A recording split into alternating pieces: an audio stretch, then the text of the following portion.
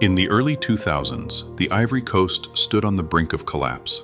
Once one of West Africa's most stable nations, it was now fractured by political unrest and ethnic division. The North and South were split. Rebels controlled the North, while the government held the South. Tensions over identity, citizenship, and political power had exploded into violence.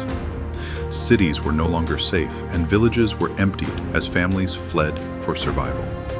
The military patrolled fractured borders, while fear and mistrust rippled through everyday life. Brothers who once played soccer in the streets now stood on opposite sides of a battlefield. The dream of unity felt distant, almost forgotten. Civilians were caught in the crossfire, with no clear end in sight. Peace talks faltered, elections were delayed, and hope, once abundant in this proud nation, was fading fast. The Ivory Coast was bleeding, and no politician seemed able to stop it. But while the country descended into darkness, far away in Europe, a new kind of hero was rising.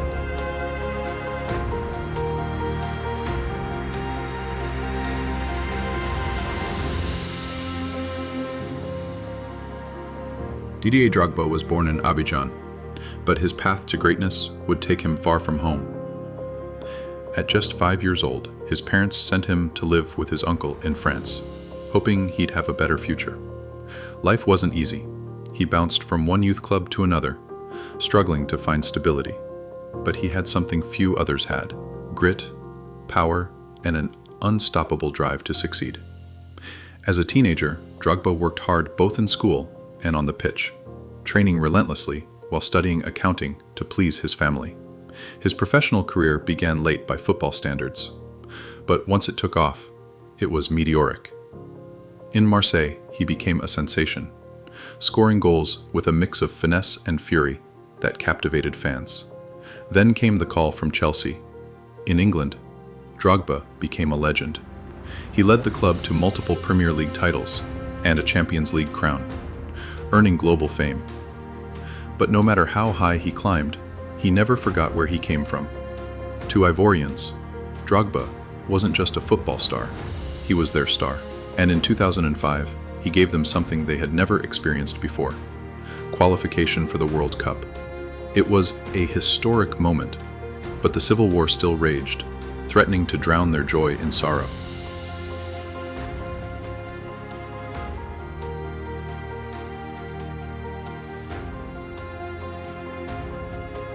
The night Ivory Coast qualified for the World Cup was electric. Players hugged, cried, and danced. The impossible had been achieved. For the first time in history, their nation would compete on football's biggest stage. But behind the celebration was a deeper pain, one that Didier Drogba could no longer ignore. In the locker room, with sweat still on his brow and cameras still rolling, Drogba stepped forward. He dropped to his knees, surrounded by his teammates, and made a plea, not as a footballer, but as a son of a broken country. His voice trembled, but his words were clear. Ivorians from the north, south, center, and west, please, put down your weapons. His teammates echoed the call, their faces solemn. It wasn't scripted, it wasn't planned.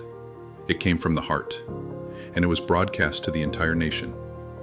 People in villages, cities, and refugee camps watched, stunned, as their heroes begged for peace. In that moment, unity didn't come from politics or armies. It came from a football team and the voice of one man who dared to believe the game could heal a nation.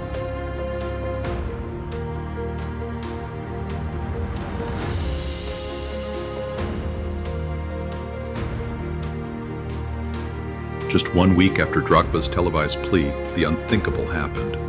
A ceasefire was declared. For the first time in years, guns went silent, if only for a moment. But Drogba knew peace was fragile and symbolic gestures mattered. So he made a bold request that the national team play their next match in Bouaké, the stronghold of the northern rebels. It was a dangerous idea, one that made politicians and military leaders uneasy. But Drogba insisted. If football had the power to bring the country to its feet, it could also bring enemies to the same stadium. When the match day came, people flooded the stands. Rebels and government supporters sitting side by side, waving flags, cheering the same players. The game wasn't just about points anymore. It was about possibility.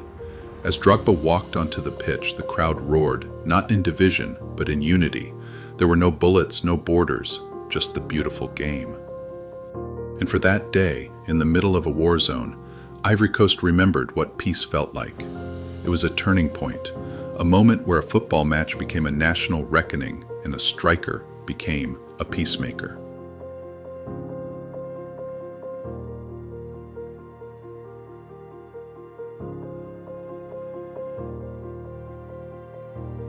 Didier Drogba eventually hung up his boots, but his impact stretched far beyond football stadiums. He retired with a Champions League title, Premier League trophies, and global recognition as one of the greatest African players of all time. But for Ivorians, his greatest victory wasn't scored on a pitch, it was peace. Drogba became a symbol of unity, a reminder that hope could exist even in the darkest chapters. He founded the Didier Drogba Foundation, building hospitals and supporting education across the Ivory Coast. He was named a United Nations Goodwill Ambassador, using his voice to champion health and reconciliation. In a country once fractured by conflict, Drogba brought people together, not just for goals, but for healing. His World Cup plea had sparked a ceasefire, his visit to Bouake helped rebuild trust, and his constant advocacy kept peace on the national agenda. Young Ivorians didn't just see a footballer, they saw a leader, a role model, a bridge. He didn't hold political office, but his influence shaped the soul of the nation. Didier Drogba proved that sometimes the most powerful acts of leadership don't come from governments, but from hearts brave enough to speak when it matters most.